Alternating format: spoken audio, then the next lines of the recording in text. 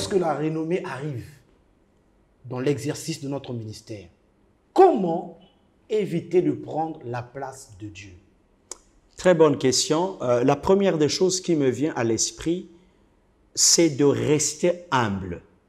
Quand la renommée s'accroît, c'est-à-dire que vous devenez de plus en plus connu, vous êtes sollicité, tout le monde parle de vous, vous devenez un homme médiatisé.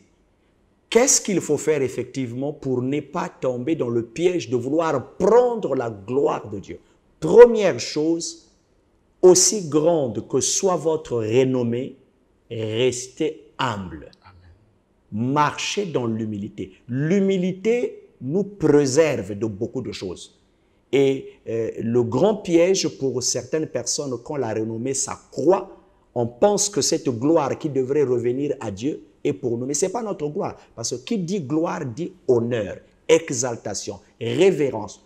Dieu ne partage jamais sa gloire avec quelqu'un.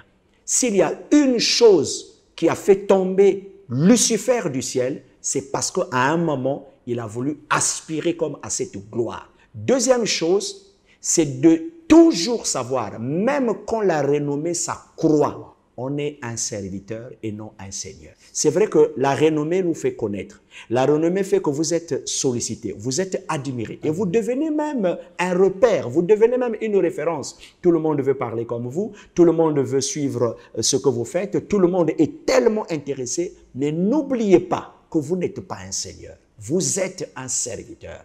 Et ça nous préserve. Et enfin, s'il y a une dernière chose que je peux dire, la meilleure façon pour ne pas prendre la gloire de Dieu, la Bible nous dit quoi? Quoi que nous fassions, faisons tout pour la gloire. Donc aujourd'hui, si je suis un homme de Dieu, une femme de Dieu, dans ce que je fais, si j'enseigne, si je prêche, si je fais des réalisations époustouflantes, si au plus profond de mon être, ma motivation première est que ce que je fais, c'est pour la gloire de Dieu.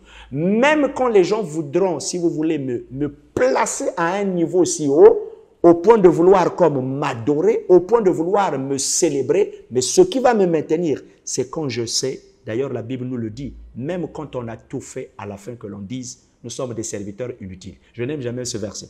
Au départ, je disais, attends, comment je vais me considérer comme un serviteur inutile alors qu'on est des hommes? Mais j'avais compris que c'est des choses qui nous préservent du danger, de vouloir prendre cette gloire. Et c'est très dangereux quand un homme de Dieu veut commencer à prendre cette gloire qui revient à Dieu. Quand Dieu nous utilise, de quelque manière que ce soit, considérons d'ailleurs que si ce que j'ai fait, c'est grâce à lui.